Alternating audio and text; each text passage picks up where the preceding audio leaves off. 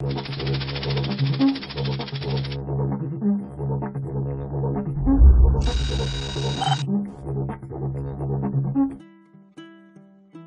1374, le sultan du Mali, gravement malade, tombe dans une torpeur dont il ne sortira jamais. Sa mort est la première attribuée à ce que l'on appellera la maladie du sommeil. Entre le XIVe et le XIXe siècle, les cas de maladie du sommeil sont de plus en plus nombreux. À la fin du XIXe siècle, une première grande épidémie frappe l'Ouganda et le bassin du Congo. Les historiens parlent d'1 million de morts. Au même moment, la colonisation qui entraîne la déforestation, la construction de routes et les déplacements de population contribue à l'expansion de la maladie. En 1901, les biologistes anglais Ford et Dutton trouvent dans le sang des malades la cause de la maladie, un parasite, le trypanosome. En 1903, le médecin anglais David Bruce découvre le vecteur du parasite, la mouche tsetse.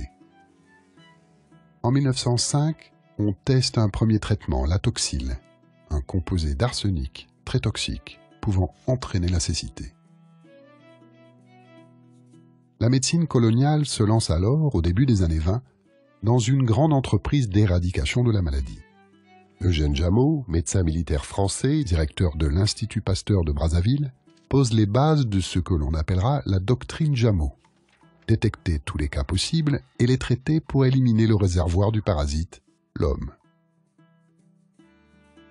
Avec ses équipes mobiles, armées de microscopes, il sillonne les régions les plus reculées à la recherche de malades qu'il traite avec des dérivés de l'arsenic. Au Cameroun, entre 1919 et 1930, la doctrine Jameau fait baisser la prévalence de la maladie, c'est-à-dire le pourcentage de malades par rapport à la population, de 60 à 4%. En 1949, le médecin suisse Ernst Friedheim a l'idée de combiner un dérivé de l'arsenic avec un antagoniste, utilisé contre les gaz à base d'arsenic pendant la Seconde Guerre mondiale. Le nouveau médicament, le mélarsoprol, est encore utilisé aujourd'hui, au stade avancé de la maladie. Dans les années 60, les colonisateurs quittent la plupart des pays affectés et la tension se relâche. La mouche tsetse en profite pour faire son grand retour. Une nouvelle épidémie éclate en 1970 et atteint son pic en 1998. Depuis, les efforts ont grandement affaibli la maladie et l'Organisation mondiale de la santé se donne l'objectif de l'éliminer d'ici 2020.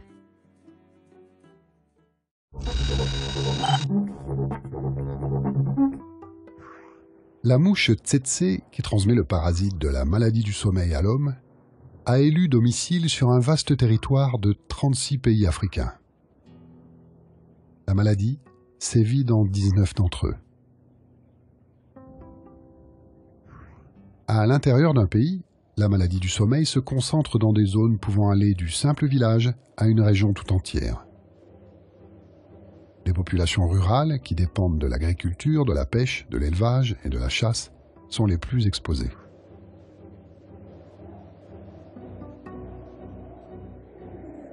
« 80% des malades vivent en République démocratique du Congo. La République centrafricaine, le Congo-Brazzaville, le Tchad, le Soudan du Sud, l'Angola, l'Ouganda, le Gabon, la Guinée et la Guinée équatoriale font aussi partie des pays les plus touchés. On peut y voir l'influence des conflits qui désorganisent les systèmes de santé et poussent les populations à se déplacer. L'exemple ougandais des années 80 est éclairant. La guerre civile ougandaise pousse la population du nord-ouest du pays à se réfugier dans l'actuel Soudan du Sud, où la maladie du sommeil est présente depuis toujours. En Ouganda, sur les terres laissées en friche, la mouche tsetse prolifère. Quand les réfugiés rentrent chez eux, ceux qui ont été infectés au Soudan, devenus réservoir humain du parasite, réinstallent la maladie en Ouganda. En 1986, la maladie du sommeil explose dans cette région.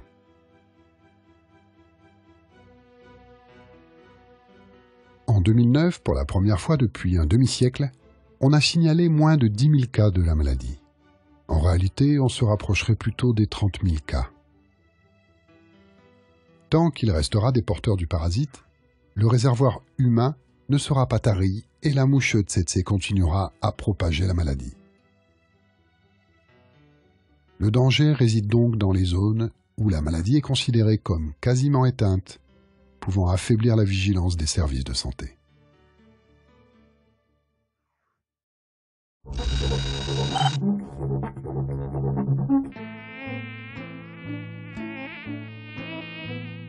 Le cycle de la maladie du sommeil commence par une piqûre de la mouche tsetse.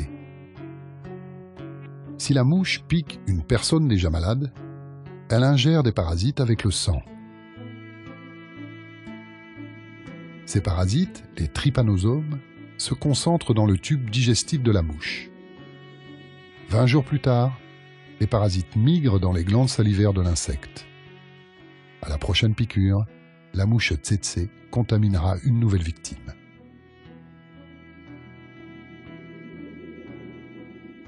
Le parasite entre dans le système lymphatique, puis passe dans le sang et se propage dans tout l'organisme.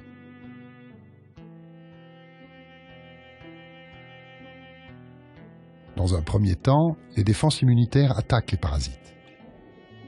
Pour se défendre, le parasite mute, prend une nouvelle forme, échappe au système de défense de son hôte, jusqu'à ce qu'une nouvelle vague d'anticorps le reconnaisse et l'agresse. Ce cycle d'attaque et de défense se reproduit plusieurs fois avec l'apparition de symptômes tels que des poussées de fièvre, maux de tête, douleurs articulaires. Symptômes qui traduisent à l'extérieur le combat intérieur entre cellules immunitaires et parasites.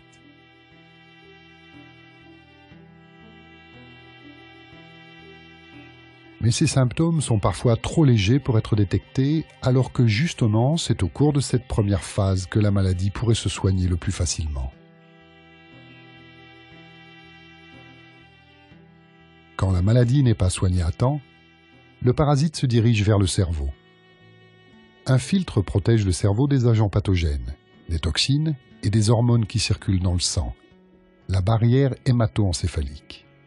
Mais le trypanosome réussit à la franchir. À ce stade, comme la barrière hémato-encéphalique bloque aussi certaines molécules médicamenteuses, la maladie est bien plus difficile à soigner.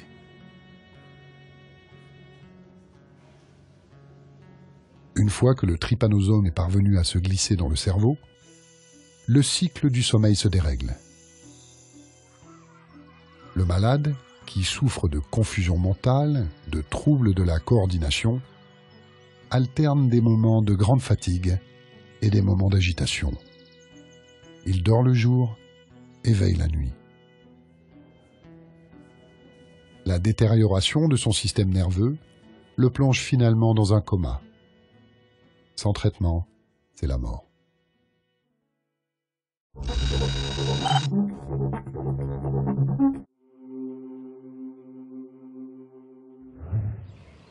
La première arme contre la trypanosomiase humaine africaine fut celle mise en place par le médecin Eugène Jameau au début du XXe siècle, le dépistage de masse. D'autant plus essentiel que la première phase de la maladie, très longue, est souvent dépourvue de symptômes. Le médecin peut faire un premier diagnostic à partir des signes cliniques, comme la présence de ganglions dans le cou. Pour détecter la présence du parasite, il doit faire une analyse de sang et observer ces échantillons au microscope. Pour connaître le degré de progression de la maladie, il doit enfin examiner le liquide céphalorachidien prélevé par une ponction lombaire, très souvent douloureuse. Plus le diagnostic est précoce, plus on évite l'évolution de la maladie vers le stade neurologique, bien plus difficile à traiter. 2 médicaments permettent ensuite de traiter les malades quand ils sont dans le premier stade, la pentamidine et la suramine. C'est un traitement relativement facile à administrer par injection intramusculaire, efficace, malgré de lourds effets secondaires. Lors de la deuxième phase, on se servait jusqu'à il y a quelques années d'un médicament de l'époque coloniale, un dérivé de l'arsenic, le mélarsoprol. Bien qu'efficace, ce traitement est très toxique. Dans 5% des cas, le remède tue le malade ou lui inflige des séquelles neurologiques graves.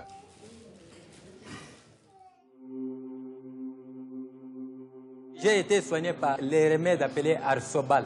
Les traitements faisaient mal. C'était intraveineux, mais c'était mal. Ça nous chauffait hein, vraiment. Quand on injectait l'Arsobal, après avoir injecté, donc on ouvrait la bouche. Vraiment, il faisait chaud.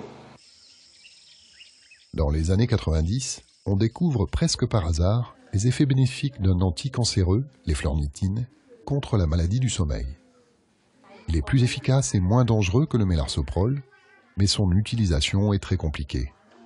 4 perfusions par jour pendant 14 jours, en pleine brousse, c'est presque mission impossible. Les médecins n'ont souvent pas d'autre choix que le vieux mélarsoprol.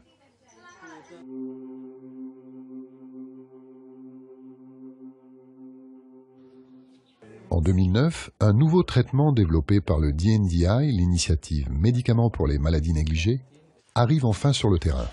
NECT. NECT est une combinaison d'eflornithine et d'un autre médicament, le nifurtimox. Ces résultats sont satisfaisants pour le 2e stade de la maladie. NECT est mieux toléré, plus efficace et réclame 4 fois moins de perfusions. On l'utilise aujourd'hui dans plus de 98% des cas dans le 2e stade de la maladie.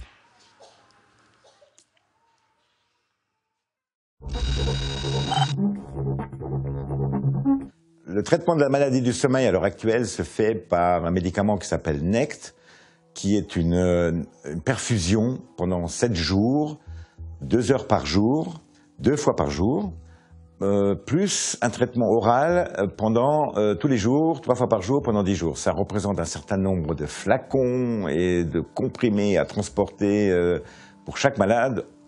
En total, ça fait à peu près 10 kilos de matériel, médicaments par malade. La nouveauté, ce serait de trouver un médicament oral. À l'heure actuelle, DNDi a fait sa recherche depuis plusieurs années sur un médicament oral. On a un médicament oral qui s'appelle fexinidazole. Ce médicament, c'est 24 comprimés à administrer pendant 10 jours. Comparé au NECT, c'est un énorme avantage. On continue notre recherche sur une amélioration ou une facilité de ce traitement. L'idéal, ce serait de trouver un médicament qui se donne une fois pour toutes. Et on a en notre possession un médicament de la famille des oxaboroles qui est à l'étude à l'heure actuelle et qui se donnera une seule fois pour traiter toute la maladie. Il faut compter environ 2 années d'études pour démontrer à la fois la sécurité et son efficacité. Et puis ensuite, on le mettra à disposition de l'OMS s'il est efficace et il rentrera dans la feuille de route de l'OMS qui a comme objectif l'élimination de la maladie en 2020.